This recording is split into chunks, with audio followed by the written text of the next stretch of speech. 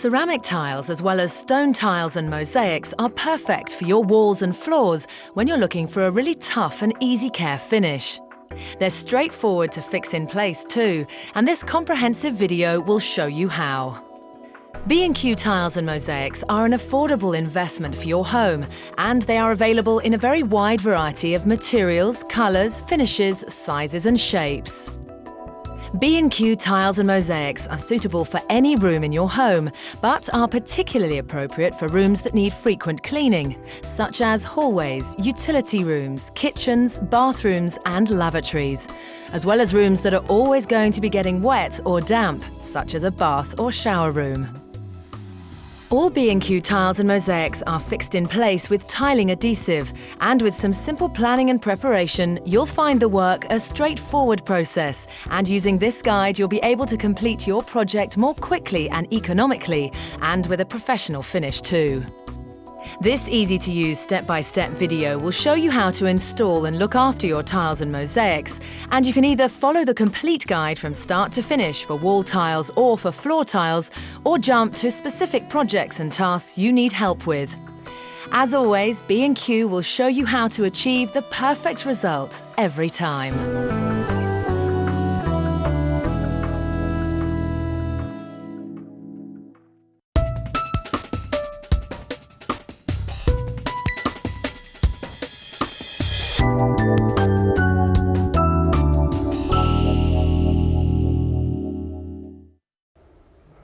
Before we begin your wall tiling project, let's look at some of the really important things you need to know. These hints and tips will not only help you achieve a more professional finish and save you money. Okay, well I'm pretty confident about most home improvement projects, so I'm keen to learn all about wall tiling. Is the technique complicated or hard work? No, not at all. And it would be a really straightforward job if you remember some simple rules. And these rules really do apply to all home improvement projects. Yeah. Measure carefully and recheck your measurements before you buy your materials. And the same goes for when you start fixing the tiles in place. Measure twice and cut once. Study the instructions on all the product and tools packaging. It may not be an exciting read, but it's bound to be a useful one. Keep your work area clean and tidy. You'll work much more quickly and safely this way. I've learnt that thorough preparation and careful planning is the secret to good quality work. But as tiles are fixed securely in place with adhesive, I don't want to get it wrong. Don't worry, we'll follow techniques proven by experts and professionals. And right now we're going to spend some time planning and preparing before we start tiling the walls. And believe me, it'll be time well spent. Right.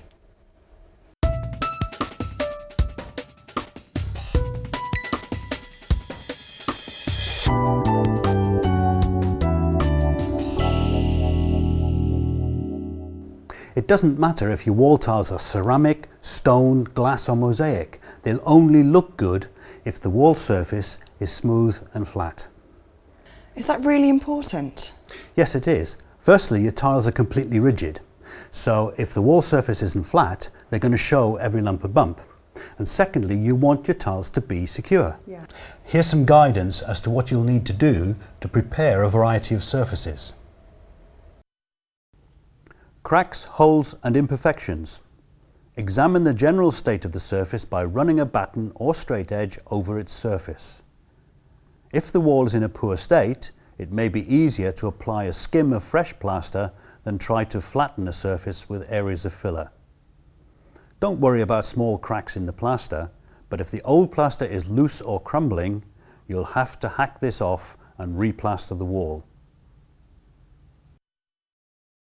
Painted walls. Rub down any flaking paint with coarse sandpaper to give a sound finish, and then score the walls with the edge of a scraper. This will help the tiles to stick fast.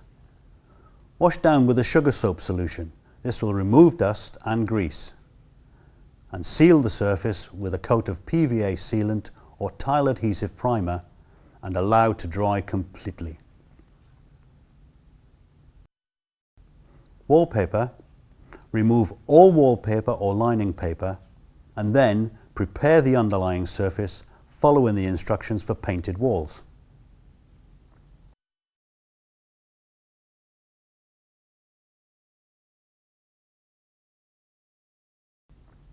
Old tiles.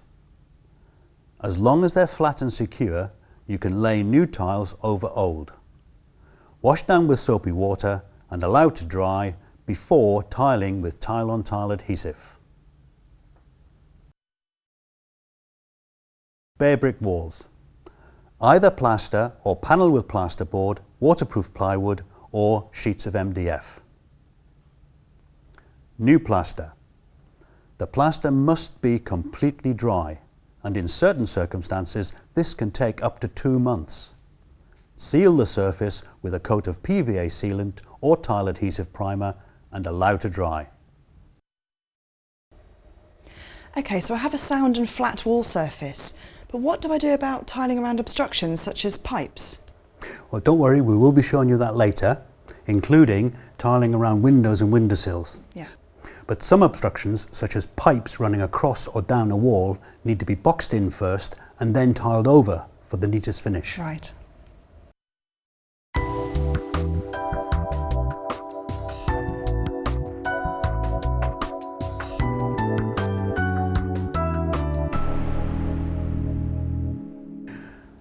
Right, so first of all, you need to work out how many tiles you're going to need to buy. So we'll need to make a simple plan of each wall of the room and mark on that plan the height to which you're going to be tiling and any areas that are not going to be tiled, such as a window or a door. Okay, here's my plan of the wall area. Right, you need to multiply the height to which you're tiling against the width of the wall to work out the overall area, and then deduct from that the areas that's not going to be tiled, in this case part of the window.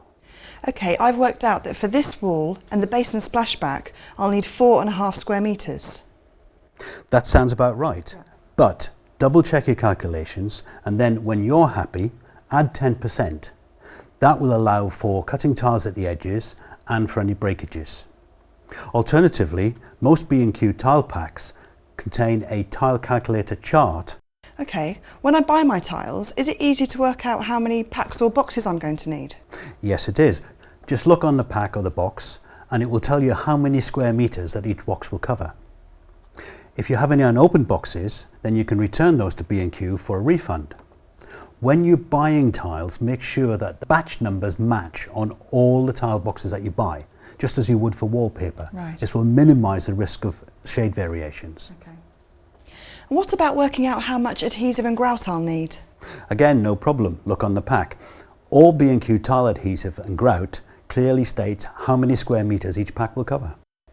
We're going to use a ready mixed adhesive and grout that is white, but what if I wanted to use a different colour grout? Not all adhesives and grouts are ready mixed. And remember, not all tile adhesive can be used as grout, so read the pack carefully. Right. You can buy powder adhesive or grout if you prefer, and mix the solution yourself following the instructions on the packet. It's entirely up to you. However, some people do find ready mixed products are easier to use. Yeah. What about really wet areas like a shower? Would you need to use a special adhesive or grout? If you're tiling a wet area, then we recommend that you choose a waterproof grout from B&Q. And finally, don't forget you'll need some spacers too. Oh yes, the little white plastic crosses that we use to separate the tiles. Yes, they space the tiles accurately. Once they're in position and the tile's grouted, then they're completely hidden. The spacers for wall tiles and floor tiles are different sizes, so be sure that you buy the right ones. Okay, so now I've got all my tiles, my spacers, my ready mixed adhesive and grout. Where do I start? Here? Hang on a minute. Tiles look really good when they're centered onto a wall or onto a feature such as the window. You wouldn't just start from one corner of the room. Just think the walls may not be perfectly square. So you may end up at the opposite end having a tiny sliver of tile to cut, which would look terrible. Right. So what we're going to do is to make sure that the tiles are symmetrical. This will look terrific and will give us a really professional finish. Yes, that's definitely the look I want. So how do I achieve this? Well, first of all, let's make a simple measuring device from a piece of straight batten at least 2 meters long, like this. Right. This will be our tiling gauge rod and be really useful for marking off the wall. Okay. So let me show you how. Right. Lay out tiles in a row on the floor, complete with spaces between them, and then mark with a pencil the positions of the tiles and gaps using a small square to be accurate.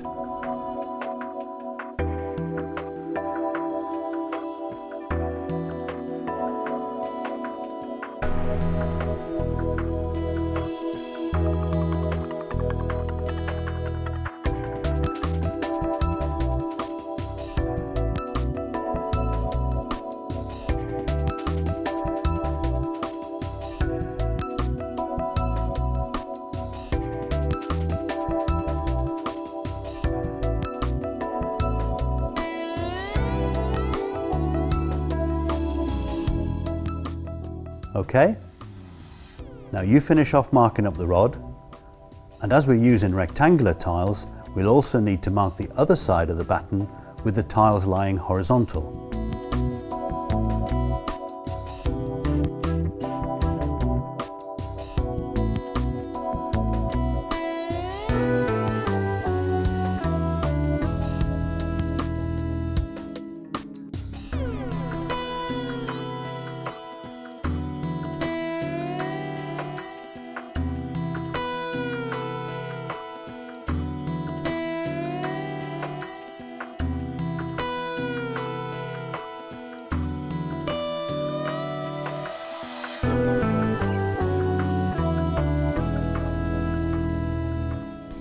Okay, that's that done, so where do we begin? Well, the window is the central feature on this wall, so we'll start by centering our tiles on the window. Okay.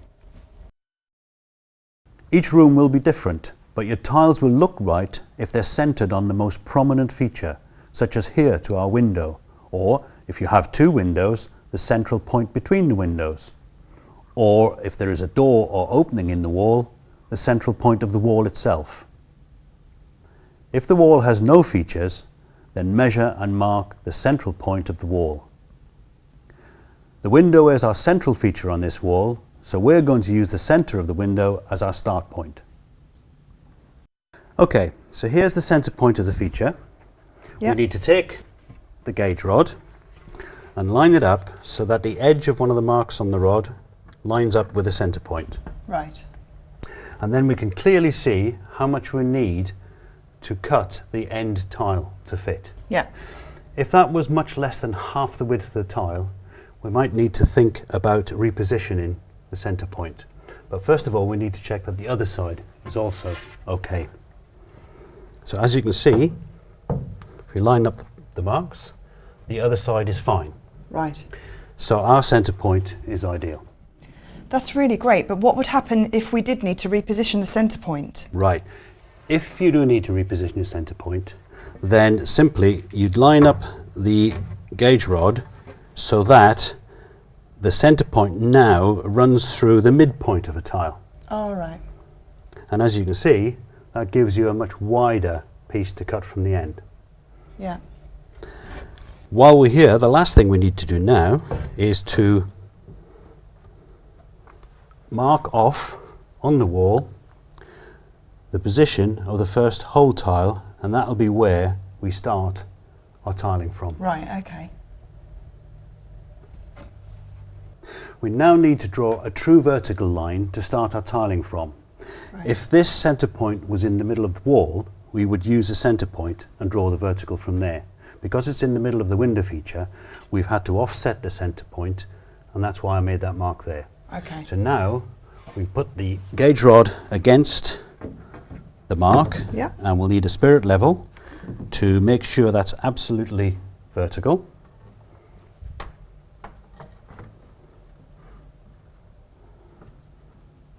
Just move it over a bit. How does that look? Perfect. Good. So now you draw a line from the floor, Here? yes, on that side, that goes through our offset center point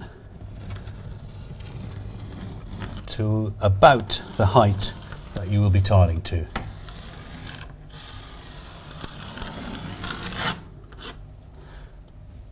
Good. We now have the point from which we can start tiling the wall. I see. So as we're part tiling this wall, we've just drawn the line to about here. But if we were to do the whole wall, would you draw the line right to the ceiling? Yes, you would. And now I'll show you how you'll be able to work out how you'll position tiles neatly up and down the wall. Take the gauge rod and hold it in line with the vertical pencil mark, with the end resting on the floor or the skirting board. Make a pencil mark on the wall at the top of the rod across your existing pencil line. Now slide the gauge rod up the vertical pencil line to the ceiling, and if you're very lucky, the pencil mark you just made might line up exactly with a tile mark on the gauge rod, showing that the tiles will fit exactly without cutting. If they do not line up, keep the rod pushed up against the ceiling and look at the tile mark on the gauge rod below your pencil mark on the wall. Halve the distance between them. This will give you some idea of the size of the cut tiles, which will, as ever, look best if they're at least half a tile deep. If they will be narrower than this, then make a new mark on the wall in line with the next tile mark down. Measure the distance between these two pencil marks and make a third mark exactly halfway between them. Write on the wall to show that this is your new positioning mark. Don't worry, you won't see the pencil marks once you've tiled the wall. Now hold your gauge rod so that the end is just clear of the skirting or floor, moving it until one of the tile marks on the rod aligns with the positioning mark. Make a new mark on the wall level with the foot of the rod. This will be the starting point for the first row of whole tiles. Now use the gauge rod and spirit level to draw a level line across the wall at this point. We decided that the top of our tiles would correspond to the top of the basin splashback. That's right, yeah. So I've measured that already, and if you hold on to that, Yeah. we'll now mark that onto the wall. Okay. If you don't mind holding that there, thank you. So it corresponds to there. Okay. So that's the top of our tiles, but we need to be certain that still looks good visually. Okay. So we'll take the gauge rod and, using the complete tile end of the gauge rod, line it up to find out where the bottom of the last whole tile is going to come. And that should be there. So if you mark that. Yeah.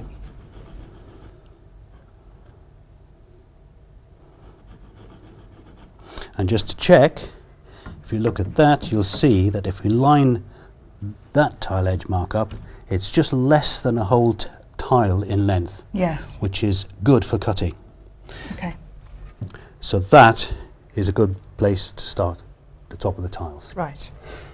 So now what we need to do is establish a true horizontal along there to use that as a start point for our tiling.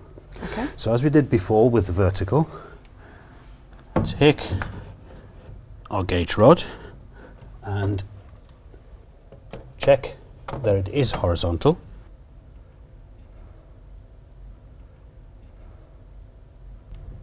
Okay. Good. And it's on the mark. So now draw a line against the edge of the Right. rod.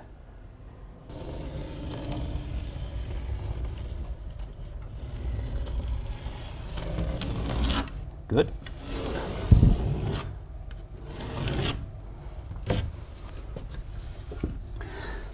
There's our horizontal and there's a vertical to start tiling the wall from.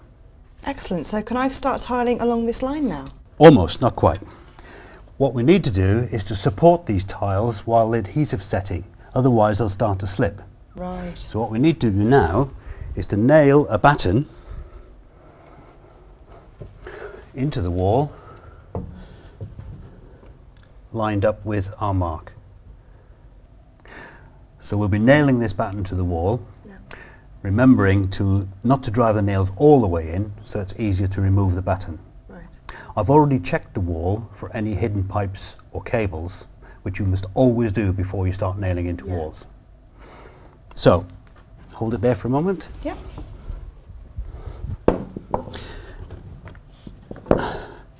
We simply knock this into the wall. Don't worry about any marks that the nail leaves, because they will be hidden by the tiles. Of course, yeah. And remember to just leave some of the nails showing, because that'll be easier to remove the batten. Yeah.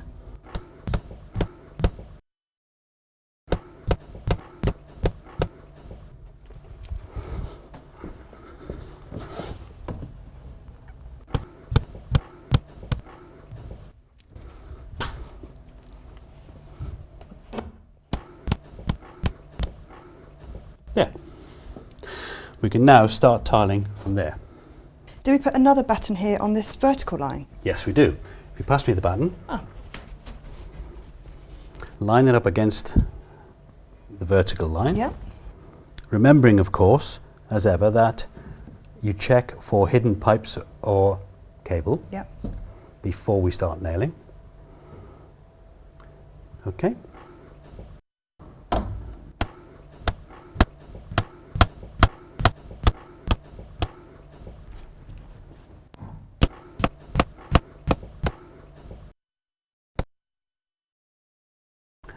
And remember, it's always a good idea just to double check to make certain that you're still vertical.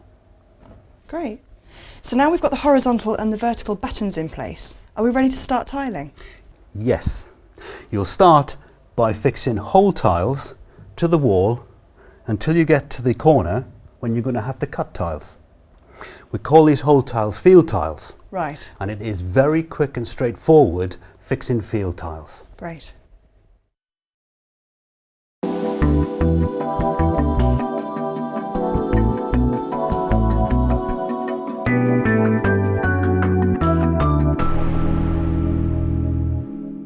Before we fix the tiles to the wall, let's take a moment to unpack all the tiles that you think you're going to need and then check them for defects, and also mix them up as you stack them to one side. I understand why you'd want to check the tile for defects, but why do you have to mix them up? To minimise any problems through subtle differences in shading. It's not so important for white tiles like these, but with coloured tiles it could make a difference. Right, I see. And of course, if you're working on a finished floor, like we are, then you need to protect the floor with dust sheets, like we have here. Okay. Right, well, I'm ready to start. Start against the battens here. Put on your protective gloves.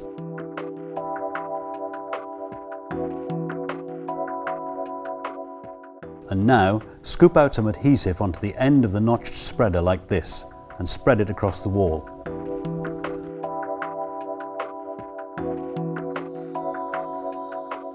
Work away from the vertical batten and apply the adhesive with vertical and then horizontal strokes, holding the spreader at an angle of about 45 degrees.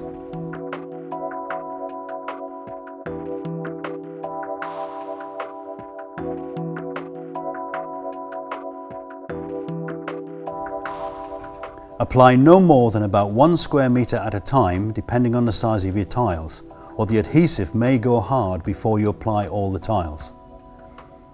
It's important to use a notched spreader, as the ridges of adhesive made by the notched spreader ensure that there is just the right amount of adhesive behind each tile. They'll be sure to lie flat this way.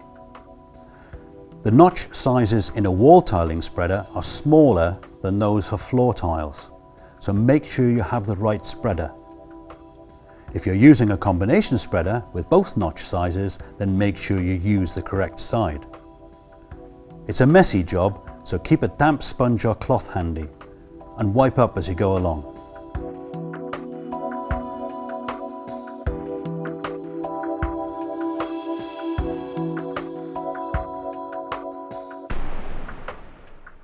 Right, that's a good area to start with. Place the first tile into the corner made by the two battens. The tile should lie against the battens and press it firmly in place.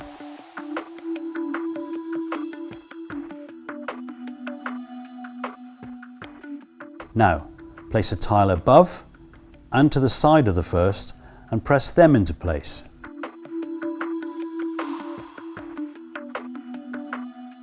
Now is the time to insert the spacers into the corners of the tiles and adjust the tile positions as necessary.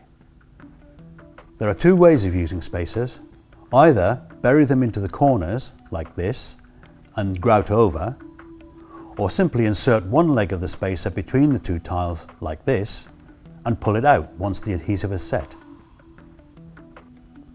When you're working against the battens, you will need to press the leg of a spacer between the tiles. If you're placing spacers at the corners, make sure they're pushed home so that they're totally hidden by the grout. If you drop adhesive onto a tile, use your damp sponge or cloth to wipe it off immediately. The adhesive will be very hard to remove once it's set.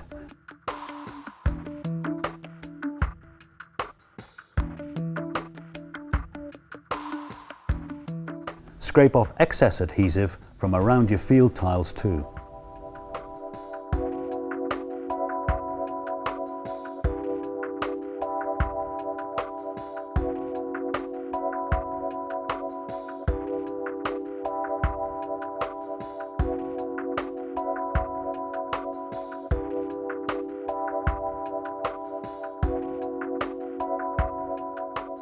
Right, so we fixed the wall, all the field tiles. So where do I start with the edging tiles? We'll start here in the corner, but don't just measure up one space and assume that all the edging tiles will be the right size all along the wall, because most walls are not vertical.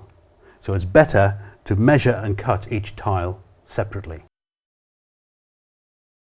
I understand that it's very important to measure accurately. Is there a foolproof technique? Well, there's more than one way. You can use a tape measure and measure the top and bottom of the tile and transfer that onto the tile to be cut. Right. Or there's another method, which I prefer. Take a whole tile, lay it on top of the last tile in the row, making sure it's accurately aligned. Then place another tile on top and butt this tile up to the wall. Right. If you're not going to be tiling on this wall, then leave a spacer's width against the wall. Right. If you are going to be tiling up to the wall, then you can just butt it right up to the wall and then measure from there. Okay. So you then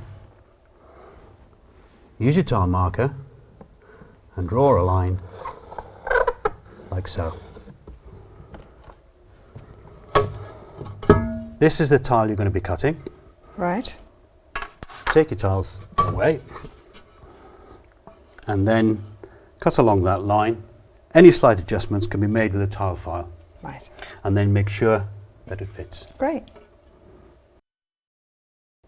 So here's our first cut tile, and as you can see, it fits nicely into place. That's really good. But there's actually not a lot of room in that corner to apply the adhesive. Shouldn't we use a smaller notch spreader? There's no need. All we do is to use the narrow edge of the spreader, as you can see there, and apply the adhesive directly to the back of the tile. Right.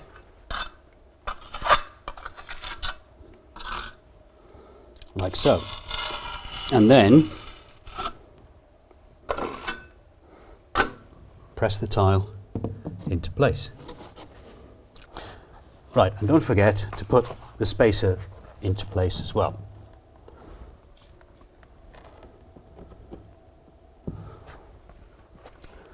There, that's the tile in place. Would you like to have a go at the second one? Yeah, should I put these gloves on? Yes, please.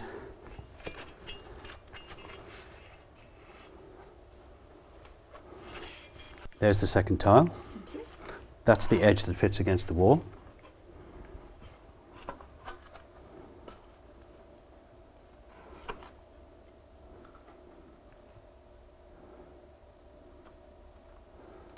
That's it, just spread a little bit along fairly Is that flat. enough? That should be enough. Okay.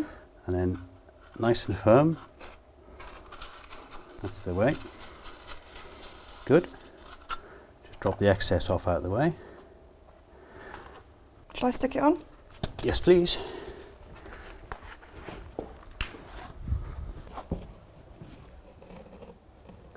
And then drop it into place.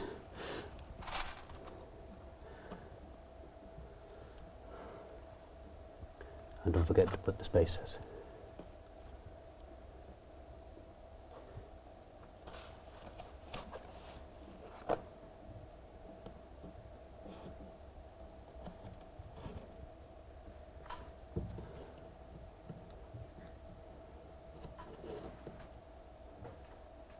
Is that okay?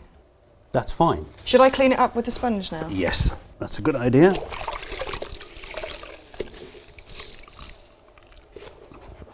There you go.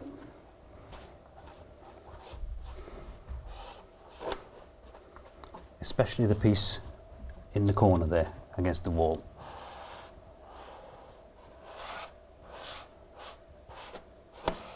Okay. Yep.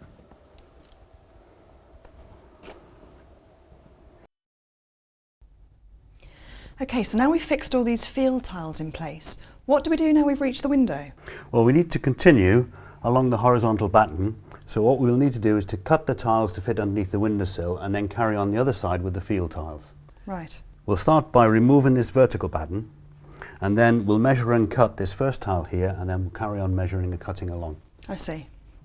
Right, we're going to remove this vertical batten using the claw hammer. Right. And now you'll see why it's important to leave the nail proud, because it will make the job that much easier, like so. I see. And then we'll do the same with the bottom.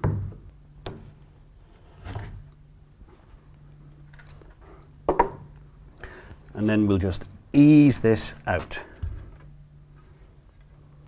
I see. Okay, I can see that the nail has slightly damaged the wall there. Is that a problem? No, that kind of slight damage is inevitable, and all we'll do is we'll fill it to make it good, and then when we redecorate you won't see it. Okay. Right, we've taken away the vertical batten. Yep. And we've cleared the excess adhesive from the edge to give us a nice clean edge to work to. So now we're going to measure and cut the tile to go there. Okay, so how do we do that? Well, it's quite simple. We take a whole tile, put it into place against the previous tile, and make sure that we allow for the spaces. Right. And when we're happy it's in the right place, take a tile marker and make a mark on the tile here, flush with the window recess. Right. And then without moving the tile, make another mark just here, flush with the bottom of the windowsill. Okay. Then take the tile and using a straight edge to give you a nice clean edge, mark the surface of the tile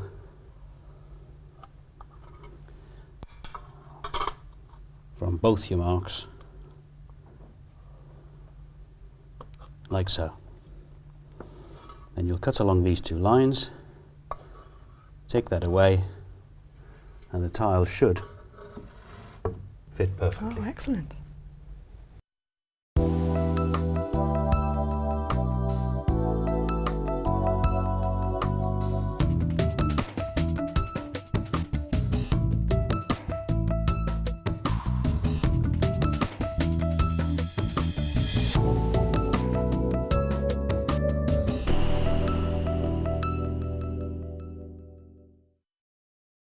Okay, so I want to finish all along the edge of my part-tiled wall with this feature edging trim. Is it easy to fit, and can I use it on these external corners at the window? Yes, it is very easy to fit, and we will be using it on the edges of the window. Right. Tile and trim comes in either metal or plastic, and in a wide range of colours. It's very easily cut to size, and it not only protects the edge of the tile, but also looks really good when it's in place. To fit it in place, having cleared away the excess adhesive from the edge of the tiles before the adhesive set, you simply line it up carefully and then just slot it down into place like so.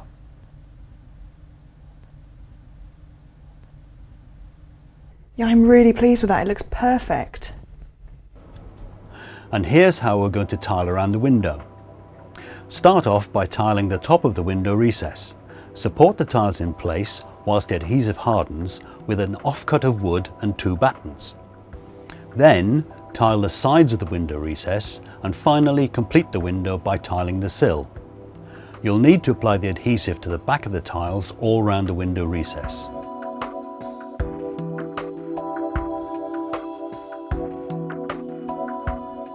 As we're only part tiling our wall and around the window, we'll apply tiles to the sides of the window recess first and finally to the sill.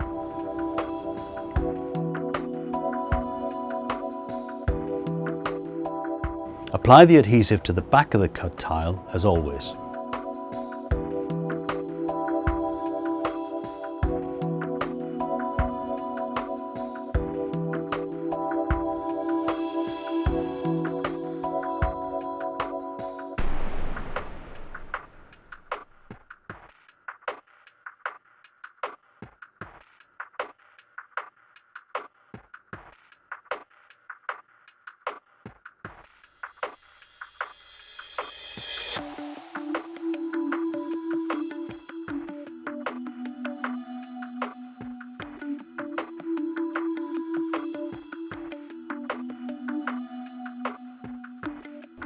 Fix your edging trim in place to the edges and to the top first, and then across the windowsill itself.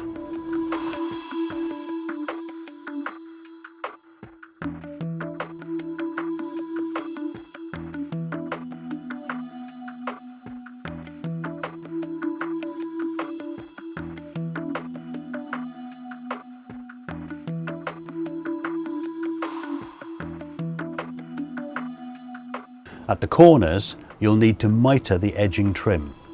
This is not at all difficult. Use a small mitre box and a junior hacksaw to make an accurate mitre joint. Remember, as always, to measure twice and cut once.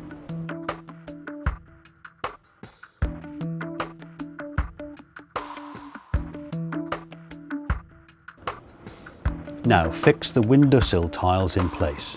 Don't forget the spacers.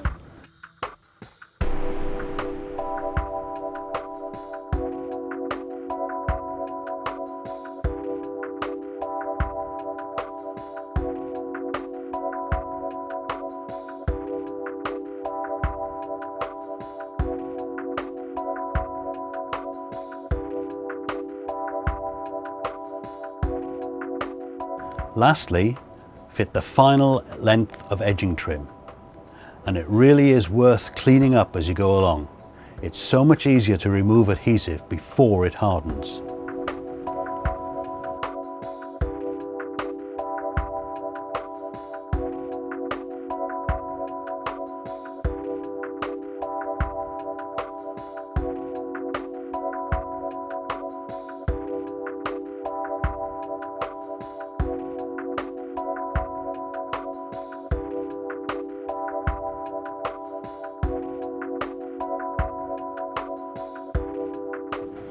Once the tiling is complete around the window and the adhesive is set, remove the horizontal batten or battens.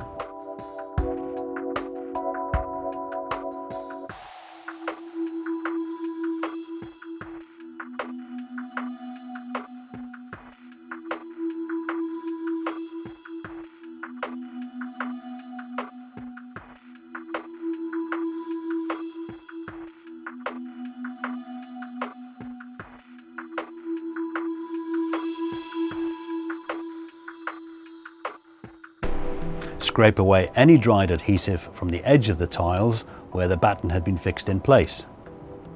Now, complete the tiling with cut tiles to the skirting board.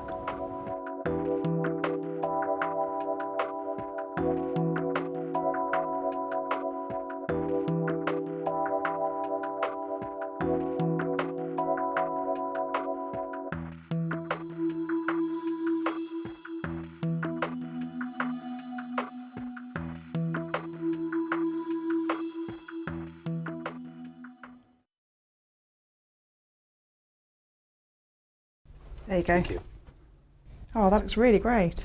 Yes, we've finished the tiling, but now we need to leave the adhesive to set before we can fill the joints with grout.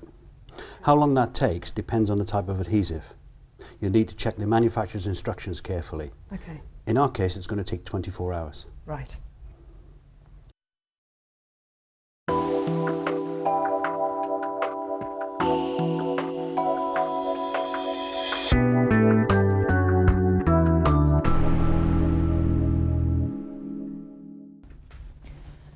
How do do we seal all these joints in the tiles and how do we achieve a finished look?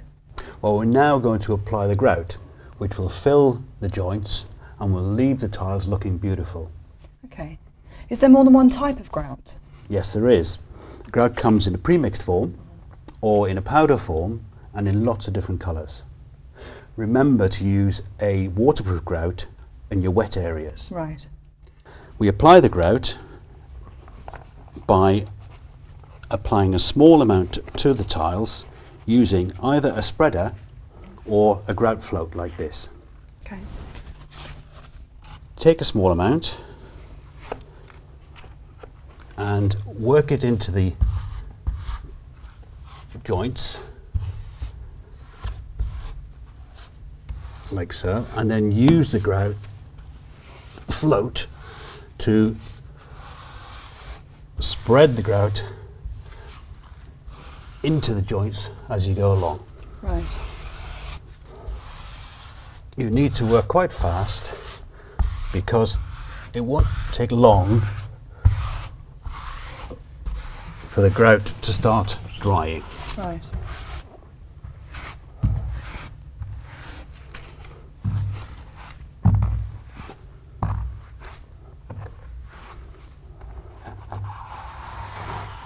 Then use the float to remove as much of the excess grout as you can.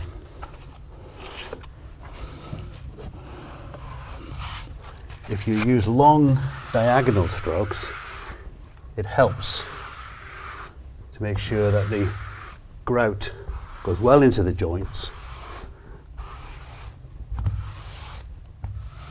to ensure a good finish. You carry on doing this until you've done a reasonable area, but bear in mind that before the grout gets too hard, you will need to wipe off the excess with a sponge. So, if I could just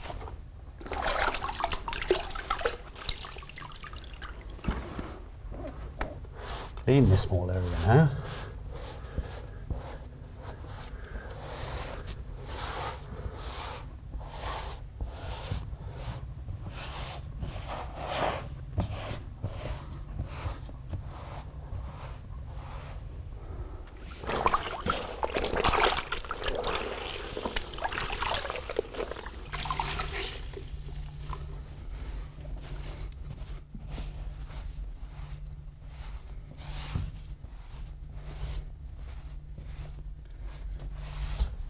And then we will just continue along the wall, applying the grout in small sections,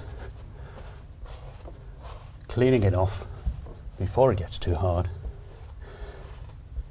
and making sure it's well into the joints. So then you leave the grout to harden slightly, and then you neaten the joints using the grout shaper, Right. like so.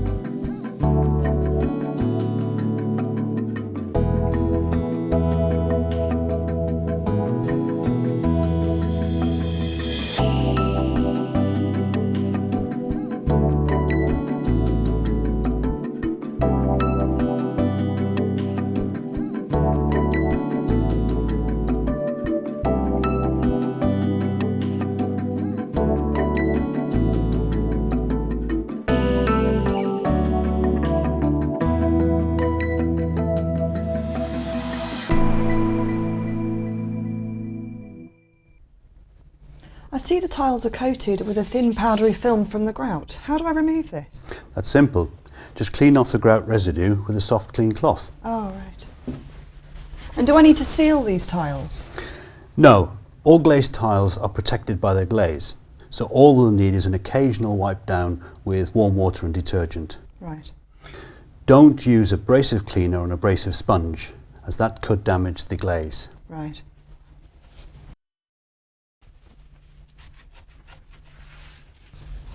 And what about wall tiles that are not glazed? Follow the instructions for each kind of tile.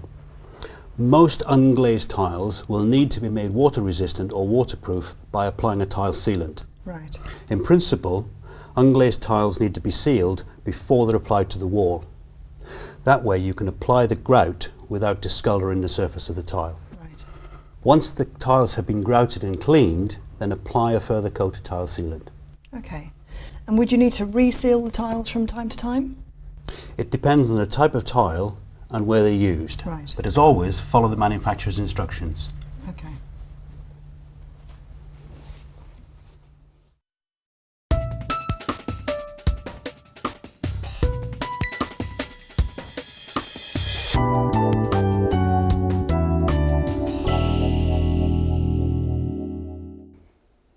Once you've laid or fixed all the field tiles or hole tiles, then you're going to need to be cutting tiles, either around the edges or around obstructions. Okay. Cutting tiles is perfectly straightforward, and B&Q sell a wide range of hand and power tools which are easy to use. Okay. Are there any differences in the tools and techniques for cutting glazed tiles and stone tiles? That's a very good point. Yes, there are differences. You can cut glazed tiles with either a hand-operated tile cutter like this, or a powered tile cutter like this. But for stone tiles, we recommend a powered tile cutter.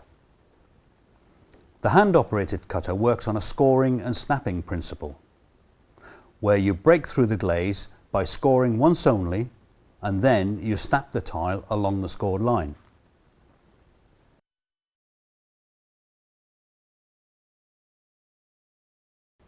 The powered cutter cuts the tile with a diamond wheel cooled by recirculating water and makes light work of cutting for any tiling projects, and some models are designed to cut bevel edges.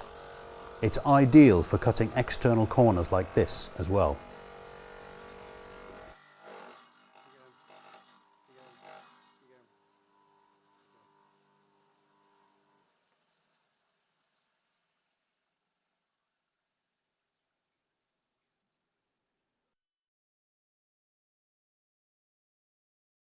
For small curved or circular shaped cuts, you could use a tile saw or a jigsaw with a tile cutting blade like this.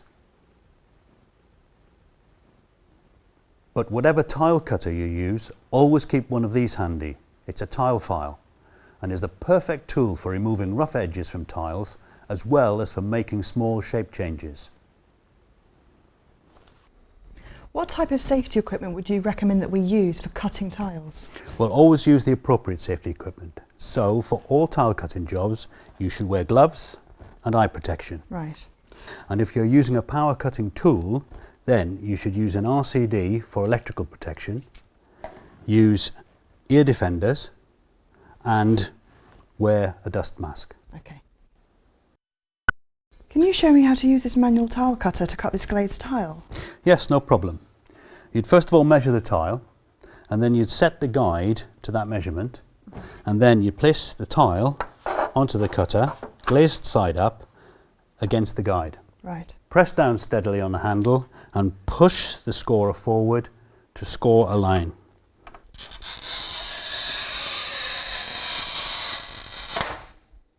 Make sure you score the line only once, and then press down firmly on the handle to snap the tile along the scoring line like this.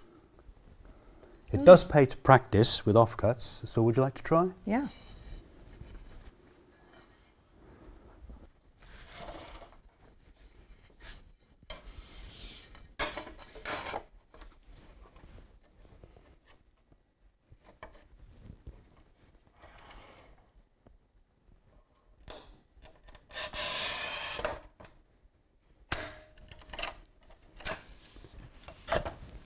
Oh yeah, that's really easy. As long as you score just once and maintain a steady, even pressure, the tile should cut accurately every time. It will. This seems really great for cutting straight lines, but is it any good for cutting internal corners or curves? No, for that you'll need to either use a very simple but effective tile saw, which as you can see has a round blade which makes it easy to change direction as you saw, or a jigsaw with a suitable tile cutter blade. Right. And don't forget that a tile file is useful for smoothing the edge of a cut tile, or for making final adjustments to the exact fit of a cut tile. Right. Can you show me how to use the tile saw? Yes, no problem. I'll just go there. I'll just clamp the tile into position. There's probably a guideline for you to cut to. Yeah. But simply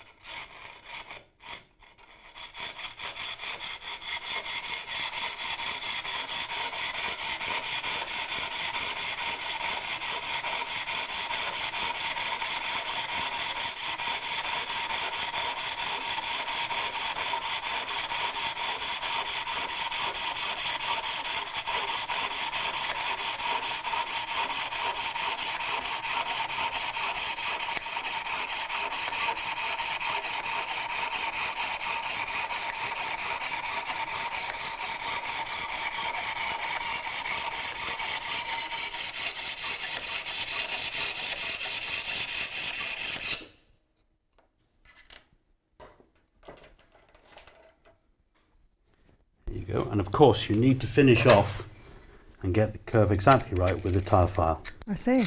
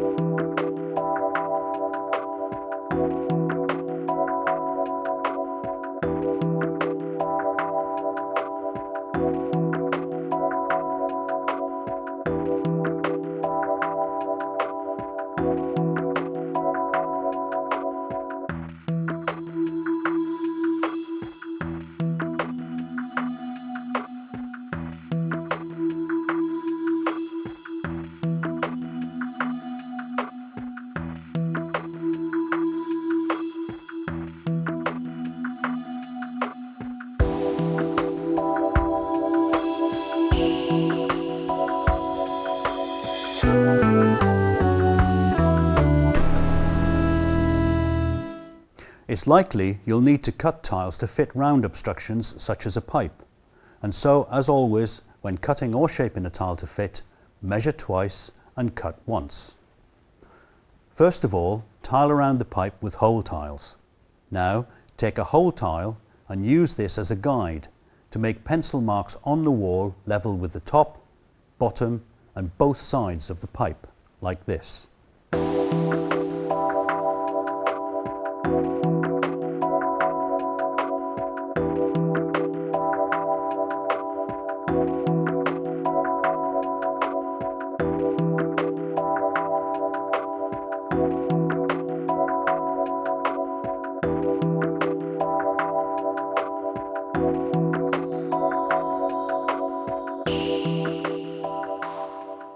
Now transfer the marks to a hole tile using a tile marker, and remember to support the tile on spacers if necessary to make sure the marks are in the right place.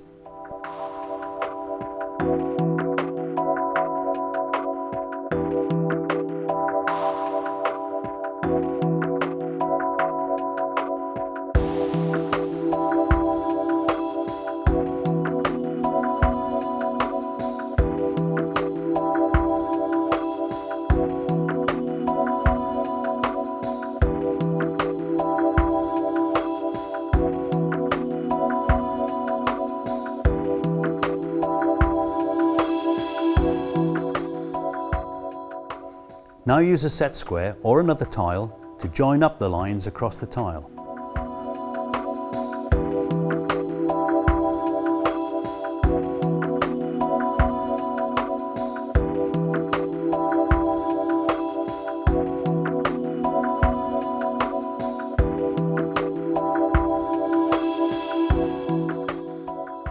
they cross, they'll form a square. Stand an offcut of the same pipe in the middle of the square and draw round it.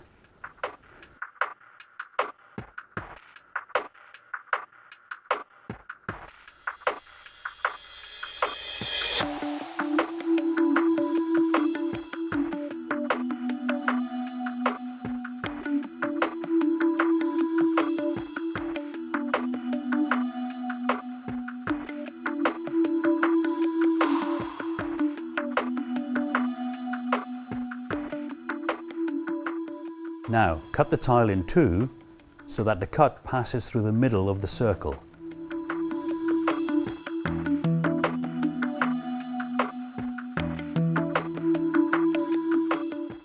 To remove the half circles from the tile, use either a tile saw or a jigsaw fitted with a tile cutting blade. Check the fit of the two tiles in place and make any final adjustments with a tile file.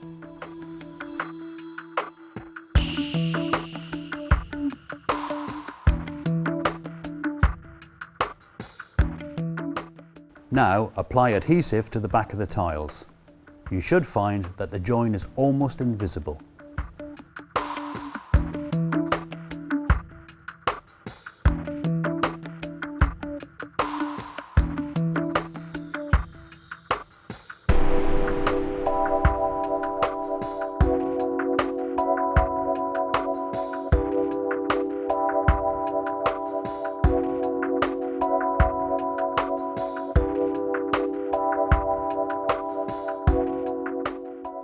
Either grout or apply a silicone sealant between the tiles and the pipe.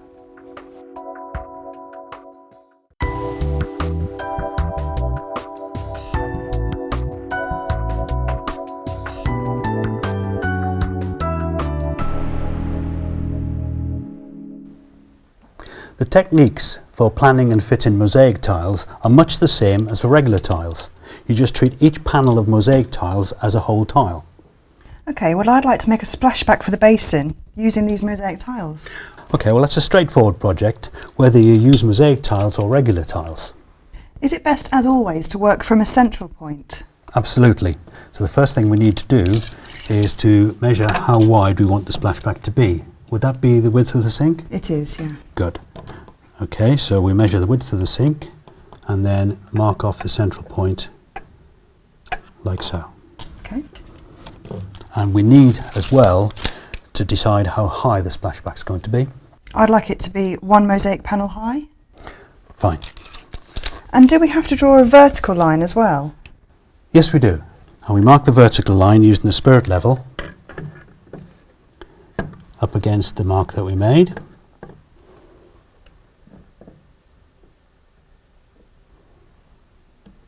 Like so. And then mark the line. And as with regular tiling, we use that vertical line as our starting point for tiling, along with a horizontal line if necessary, but in this instance we're going to use the basin as the horizontal guide. Okay. And do you need to use a special tile adhesive for mosaic tiles? Yes, you do. Mosaic tile adhesive is specially formulated to dry more slowly, to allow you more time to be able to make adjustments to the mosaic panels as you work. Okay. As always, wear protective gloves. For showers and bathrooms, use a water-resistant anti-mold adhesive. Start applying the adhesive from the centre here. Scoop out some adhesive onto the end of the notch spreader like this and spread it across the wall. Work away from the vertical line, be careful not to cover it, and apply the adhesive with horizontal strokes, holding the spreader at an angle of about 45 degrees. It's important to use a notch spreader as the ridges of adhesive made by the notch spreader ensure that it's just the right amount of adhesive behind the tiles. They'll be sure to lie flat this way. The notch sizes in a wall tiling spreader are smaller than those for floor tiles, so make sure you have the right spreader. If you're using a combination spreader with both notch sizes, make sure you use the correct side. And here's a tip: keep a damp sponge or cloth handy. You're bound to make a bit of a mess, so wipe up as you go along. If need be, protect your basin with plastic or cotton dust sheets.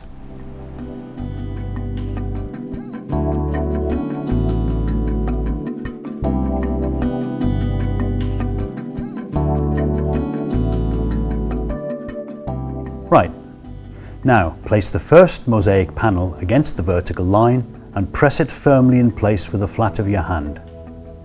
Rest the panel on the top of the basin with a row of spacers. Although you can slide and move the panel a little, try to work accurately as the backing mesh or paper will disintegrate once it comes into contact with the adhesive.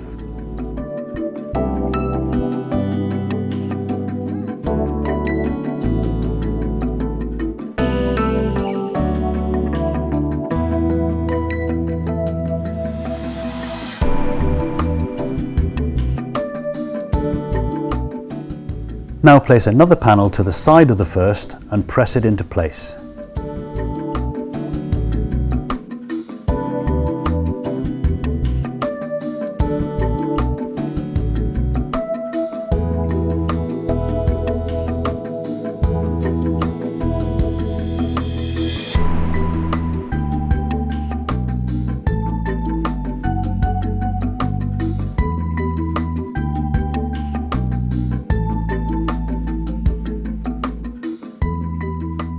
Check your work is level and straight as you go along with a spirit level like this, so that you can make immediate adjustments to the tiles as necessary, and clean up as you go along. You don't use spacers for mosaic tiles.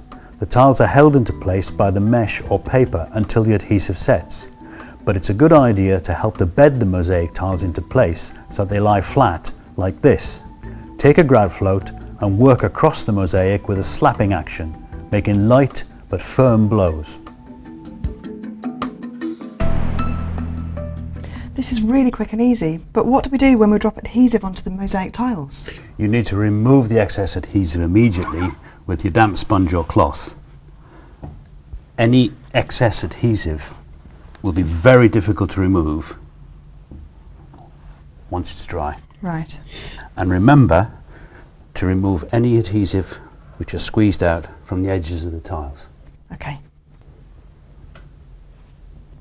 Okay, that's fine, but what would happen if I needed to cut the panel of mosaic tiles? Do I need any special tools or equipment to cut the mesh backing? No, not at all. Just use a pair of scissors or a craft knife to cut down between the rows of tiles. Okay. Right, we've finished tiling, and now we need to let the adhesive set before we can grout between the joints.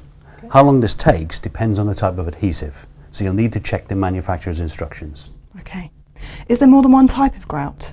Yes, grout comes in a premixed form or in a powder form and in many different colours. Don't forget to use a waterproof grout for your wet areas. Okay. Use a grout spreader to press a small amount of grout onto the tiles and then work the grout into the joints with the spreader like this. Make upward strokes and work quickly to complete the panel, as the grout will soon begin to harden.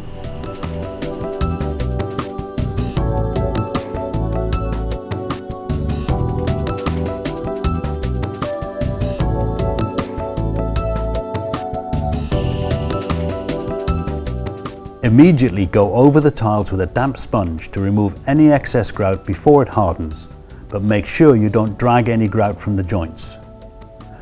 Mosaic tiles are small and have many more joints than regular tiles, so it's almost impossible to shape the joints before the grout hardens.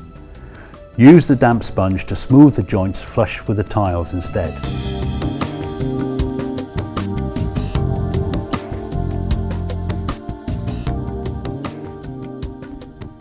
Okay, now we've finished the grouting, I can see, as always, that the mosaic tiles have been left with a thin powdery film.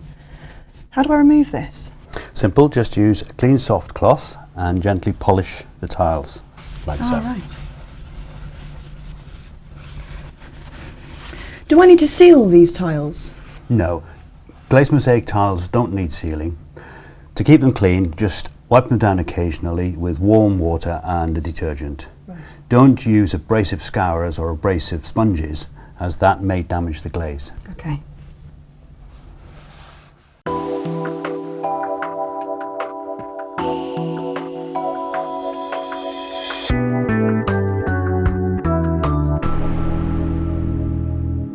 Tiles are tough and hard wearing, but you can repair and renovate tiles without the need for special tools. When you want to fix something to a tiled wall, like a glass shelf or a towel holder, for example, you will need to drill into and through the tiles. It won't crack the tiles if you follow these simple guidelines. We recommend for ceramic tiles you use a ceramic tile bit. Look at the pointed tip. This will break through the glaze quickly and stop the bit skidding across the tile too. Hold up your fitting against the tiles, make sure it's level, and then mark off the drilling positions with a tile marker.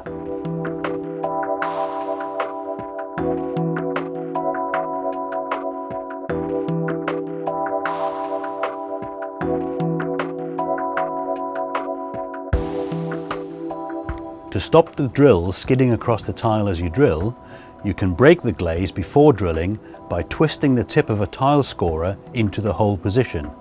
This will also steady the tip of a drill bit before drilling.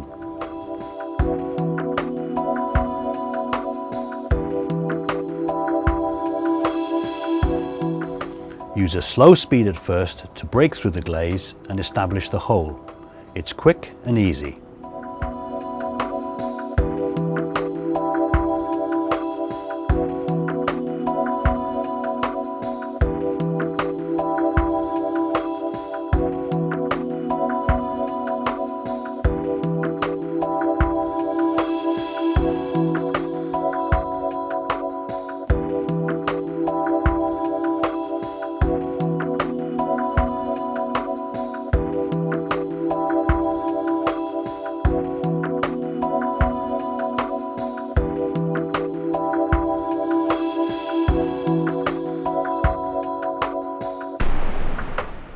When you need to replace a damaged tile, you won't need to retile the area around the damaged tile. I'll show you how to remove and replace a single tile. Rake out the grout around the edge of the damaged tile.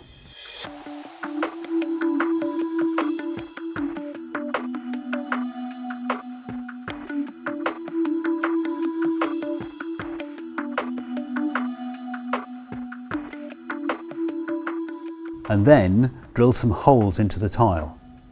Change the drill bit for a larger one if necessary.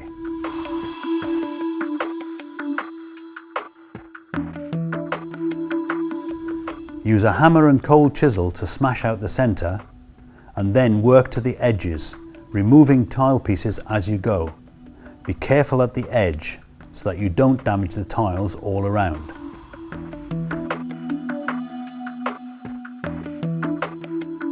Now, use a small scraper to remove as much of the adhesive as possible.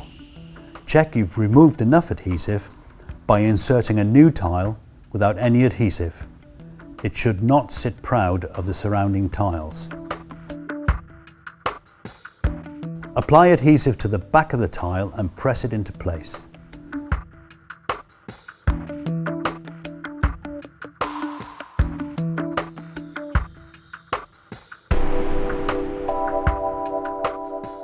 Use a short length of wooden batten to help to press the tile in place so that it lies flush with the other tiles.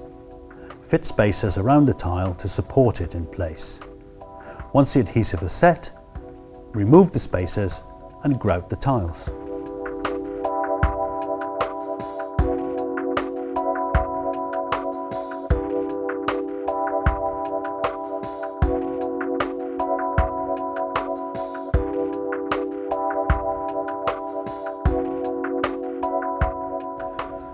When grout becomes stained or tired looking, but the tiles are in good condition, it's a simple job to make your tiles look great again.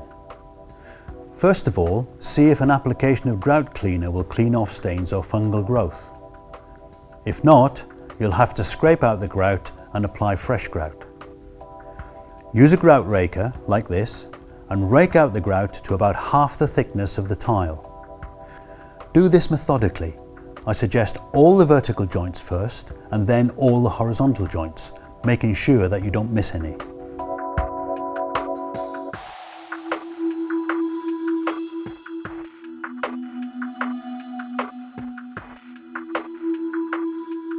Now it's time to apply the grout. Grout's available in both a pre-mixed and powder form, and in many different colours too. Don't forget to use a waterproof grout for wet areas. Use a grout float to press a small amount of grout onto the tiles and then work the grout into the joints with the float like this. Make long upward diagonal strokes and work quickly to complete the wall, as the grout will soon begin to harden. Immediately go over the tiles with a damp sponge to remove any excess grout before it hardens, but make sure you don't drag any grout from the joints. Leave the grout to harden slightly and then use a grout shaper to neaten the joints, like this.